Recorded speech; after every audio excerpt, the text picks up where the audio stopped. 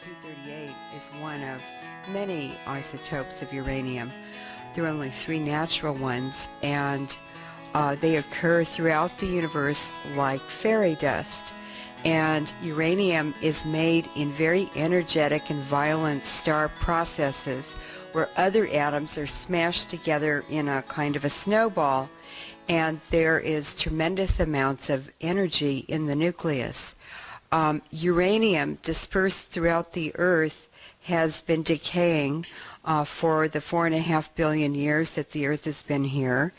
And these tiny amounts of energy, basically heat, have melted parts of the interior of the Earth and made it possible to have a magnetic field. It's also responsible for volcanoes erupting and for the continents moving around on the surface of the Earth, which is called plate tectonics. Uranium, which is natural radiation, the isotopes that occur in nature, and the background natural radiation is, we have to say, natural background levels are pre-1905, because since then man has been introducing man-made radiation and extra amounts of radiation into our... Well, Hanford has 200 square miles of contaminated groundwater below the site there, and that is spreading over time because the contaminants in the soil are leaking at a constant rate into the, into the groundwater. I know this sounds incredible to people, but there are 40 miles of unlined trenches at Hanford. You stretch them end to end, into which our federal government, your government, was dumping radioactive waste from nuclear weapons production and its own reactors until the year 2004, when we put those pictures on air and in our campaign literature for Initiative 297.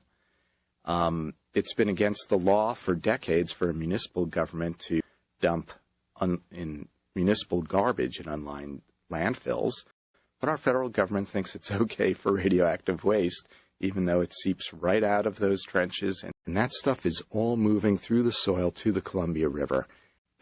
What they're not telling the public is that they also deliberately dumped out of the high-level nuclear waste tanks in the 1950s and 1960s billions of gallons of liquids into the soil, and it is very, very toxic. It is radioactive. It includes uranium, that with half-lives of hundreds of thousands of years, and plutonium, and technetium-90, and strontium-90, and technetium-99, and all sorts of chemicals as well.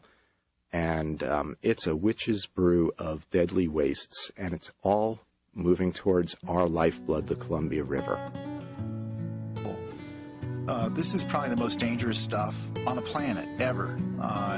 Very, very small quantities of this waste. And it's been said that a Dixie cup full of this waste in a crowded restaurant, everyone would be dead in the restaurant inside of an hour. Even the amount that would fit on the leg of a fruit fly is considered a problem dose, and that's happened at Hanford. Fruit flies have landed on contaminated materials and then flown off to go to the lunchroom and deposit contamination on food and on tables and whatnot, and they've had to evacuate a 20-acre area at the Hanford site because of hot fruit flies and wasps. So this waste in these tanks is very dangerous in small quantities, and it has another feature, which is it's dangerous for very, very long periods of time. Bush administration obviously has a war or two to pay for. They're cheaping out on protecting public health and safety at the Hanford site. At this point, intend to empty 1 tank per year. But do the math.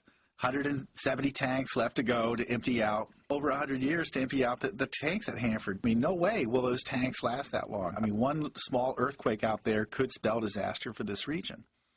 I think you said Hanford was getting for cleanup $2 billion a year. Yes. And I think that's what we spend per day on the war in Iraq. Yeah, that's about right. We like to say that they spend that by breakfast in Iraq.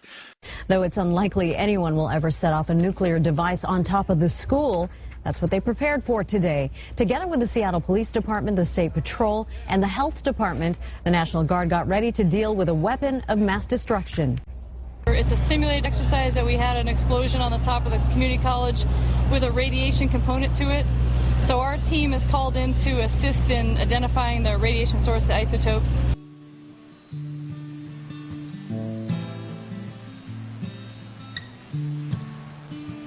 One of the most serious abuses of human rights has come through the Pentagon's development of, production of, and use of depleted uranium munitions.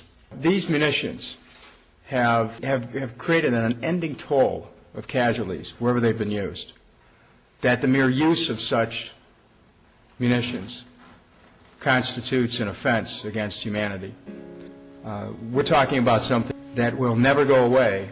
A model of one tank round that's fired by an Abrams tank. This is aluminum. If this was actual, this thing would be over 10 pounds of solid uranium. We know contaminated with plutonium, neptunium, and americium. You fire one of these rounds, 40% breaks up into dust and oxides that be inhaled, ingested, absorbed, contaminate air, water, and soil. The United States Army and Naval Policy Institute, which was co-located here, confirmed that in their 1995 report. They stated, quote, "There is no way to reduce the toxicity of uranium munitions."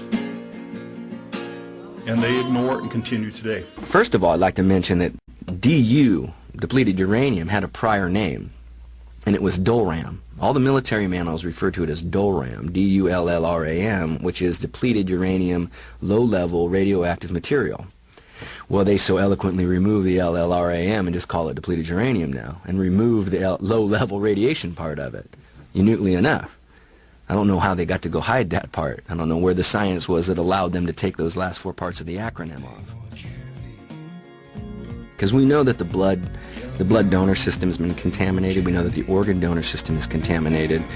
If you have a returning soldier coming from this battlefield, and what they like to do in the military is they like to do command-directed blood donors. The whole commander will say, everybody go down to Red Cross today, go to the gym, give them some blood, and you can have the rest of the day off. All right, we get the day off. Soldier loves a day off. So he goes down and gives up the blood, but the blood is contaminated. And then the blood goes into the blood donor system. And then you want to get a kidney from a healthy little 21-year-old who just returned from the combat field, but the kidney is the most exposed organ to these heavy metals because the fluids are pushing them through to excrete and like that, and they just rip through these organs. This is going to be around long after even the human experience. They had no idea that these particles were so small that they were going through their filters. They were breathing them and they were ingesting them, and these soldiers have, alpha-emitting particles lodged in their lungs and all over their body, and the qualitative result or the end result is that they've had children that were born with deformities, incredible deformities. Some people have described it that we will be at war with Iraq till the end of Earth because we cannot turn off the weapons that we used against Iraq. This is the time test. You have to be able to stop the weapons at the end of the war. Depleted uranium has a half-life of 4.5 million years, so we are at war with Iraq for the end of time.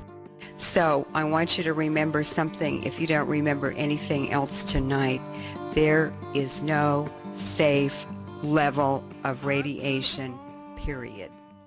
Oh yeah, go on, click the subscribe button. We need to get subscribed and get this unity stronger and beat YouTube at their own game. Okay, that's what this is about. Like I say, go to the remix button, hit the remix button. That way you'll have this video and keep up with this. Otherwise, YouTube's just going to control us, guys, and it's really bad.